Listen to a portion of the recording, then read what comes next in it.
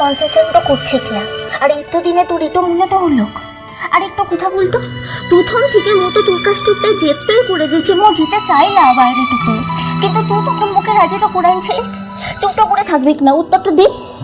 মো তখন বারবার করে বলেছিলাম যে যা হওয়ার এই দেশটাতে ঠিকই হোক কিনা, মো ভারততে যেতে চাইলাম, মো ভারততে যাবো খেলা। এখন আর তাসের একটা বড় ইউনিভার্সিটিতে চান্স পেয়েছো, সিলেক্ট হয়েছো।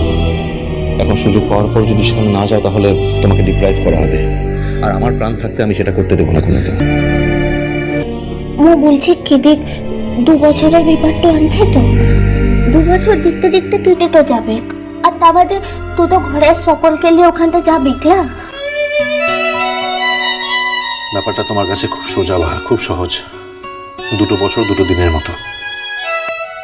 আচ্ছা, তোর যখন ভেতর ভেতর ইতোই কষ্টটা হয়েছে, তো তুই মুখে রাজিটা করে লিখ কিসের লিখকে বলতো? মু তো আর নিজের থেকে তোকে বলিলাই যে মো বাইরে টুতে জিতে তো চাই। আমি তো আগে বুঝতে পারিনি বাহা কি যে এতটা ফাঁকা লাগবে। তুমি কি চাও বলো তো? কোন ব্যাপারটা? বুঝতে চাইছো না, না বুঝতে পারছো না, কোনটা? বুঝতে পারছি না। আর মো যেটা চেয়েছি সকল সময় থেকে সেটা পেয়েছি হচ্ছে বাবু। বাজে কথা বাদ দাও, কাজের কথা বলো। তুমি মনের বাড়ি কেন গিয়েছিলে? মো যে দিদিমণির ঘরটাতে যাবো, মো তো সেটা তো আগতেই বলেছিলাম। তুই যদি ভুলেটো যাস তাহলে তো মোর কিছু করার নাই। তুমি কিন্তু এবার যথেষ্ট বাড়াবাড়ি করছো বাহা। আর তোমার এই প্রকাশ সেদিন আমাদের বাড়িতে এসে সকলে যথেষ্ট হেড ডাউন করে গেছে।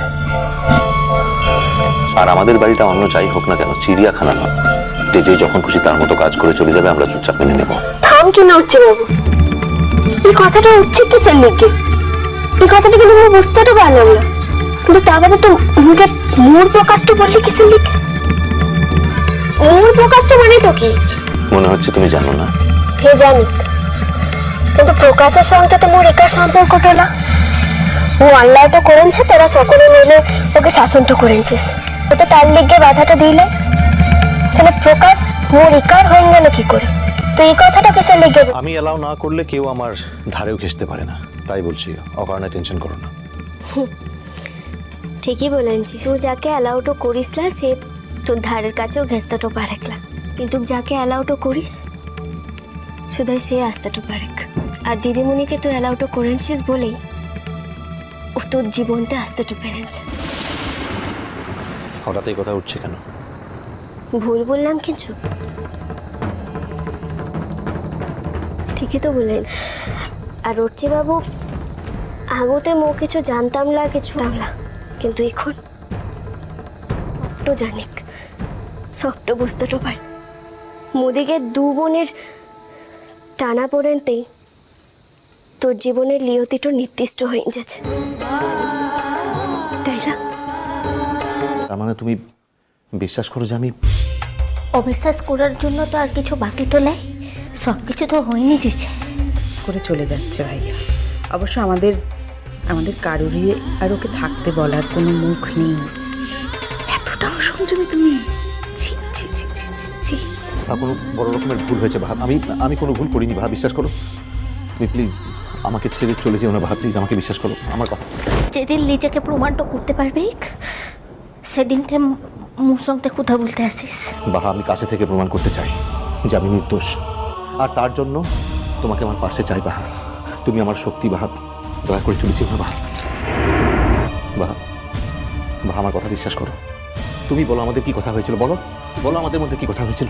মীরা কিছুটা কথাটা হয়েছিল, কিন্তু এই কথাটা তো হয়নি যে দিদি মুন্ডির বাচ্চার বাপটা নাকি তু। মিথ্যা কথা বাহা, মিথ্যা কথা। আমি কোনো অন্যায় করি, কোনো অন্যায় করি। আমি মানলাম আমি তোমার মতো ভালো মানুষ নই, কিন্তু আমি এত খারাপ মানুষ নই বাহা। আমার কথা বিশ্বাস করো, আমাকে এরকম অসহায় অবস্থায় ফেলে রেখে চলে যেও না বাহা, যেও, বিশ্বাস করো, বিশ্বাস করো বাহা। কিন্তু এখন আমার কাছে সবচেয়ে জরুরি হলো বাহার বিশ্বাস। উটো আর ফিরবে নাই, বিশ্বাস তো একবারের লিখে ভেঙেটো গেলে না, আর কোনোদিনের লিখে ফিরেটো আসে না। আমি নিজেকে একদিন নির্দোষ প্রমাণ করবই বাহা, সেদিন হয়তো তোমার সঙ্গে আমার আর দেখা হবে না। মু এটাই চাই যে তোর সঙ্গে মোর যাতে আর কোনোদিনের লিখকে দেখাটাই না হয়। যদি পারিস তাহলে অন্তত মোর এই ইচ্ছাটুকে একটু সম্মানটা দিস। দেবো বাহা, আমি আজকের পর আর জীবনে কোনোদিনও তোমাকে নিজে থেকে ডাকবো না। তবে একটা কথা বলতে পারি, আজকের এই ভুলের মাসুল সারা জীবন তোমাকে দিতে হবে। যদি দিতে তো হয় তাহলে মু দিব। আমাদের এতদিন ধরে তোরা মু কম মাসুলটা দিচ্ছে কি না, এখন কি মু কম মাসুলটা দিচ্ছে? বড় বাবু মু আসছে। বড় মা, মিঠা বাবু তোদিকে সকলকে বলছি মু আসছি। বাহা কি করছো? এখানে লোকজন আছে, দেখো সবাই ড্যামডে পড়ে। কিনে কি দেখো কিনে? বাড়ি যেতে হবে না? চলো বাড়ি চলো, সবাই চিন্তা করছে। যেমন ভাবে বেরিয়ে এলে চিন্তা তো করারই বিষয়। ঘরতেই যাব। হ্যাঁ ঘরে চলো। ঘরে গিয়ে আমি কি করবো বলো তো? বলো তো কি করবো? মেয়ের শখ তো কম নয়, দেখো তো। উনি ভাবছেন আমি বাড়ি গিয়ে ওনাকে আদর করব, মোটেও তা নয়। মুখে তাই বলেছিল নাকি? মুখে বলনি, কিন্তু মনে মনে তো তাই ভেবেছিলে না? থাক, মন দরকার নেই। দরকার নাই তো। রাত পোহালেই কাল পরীক্ষা, কোথায় পড়াশোনা রিভাইজ করার কথা ভাববে তা নয়, আমার আদর খাওয়ার কথা ভাবছে। দেখো কি বাকি স্টুডেন্টদের নাওয়া খাওয়া ভুলে সবাই লাস্ট মিনিট প্রিপারেশন নিচ্ছে, আর ওনাকে দেখো। মোয়া পড়বো। হ্যাঁ, আমি সারা রাত জেগে বসে থাকবো, আর তুমি সমস্ত পড়াগুলো রিভাইজ করবে। কেমন? পরীক্ষায় ভালো নম্বর পেতে হবে তো। একটা কথা চিরকাল মাথায় রেখো বাহা, চিরদিন সাধারণ জীবন কাটাবে, কিন্তু আমি তোমাকে কখনো সাধারণ মেয়ে হয়ে থাকতে দেব না। চলো বাড়ি চলো।